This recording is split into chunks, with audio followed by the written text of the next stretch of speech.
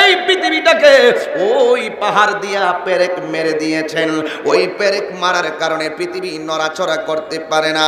কিয়ামতের ঘন সময় এই পাহাড়গুলো আল্লাহ উঠায়া নিবেন, তখন পৃথিবীটা এইভাবে টলমল শুরু করবে।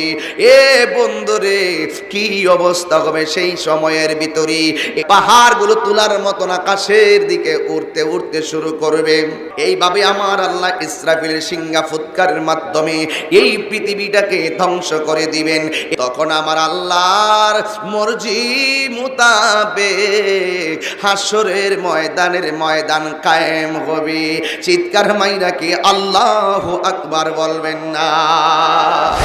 ইদা زلزلت الأرض زلزالها وأخرجت الأرض أثقالها وقال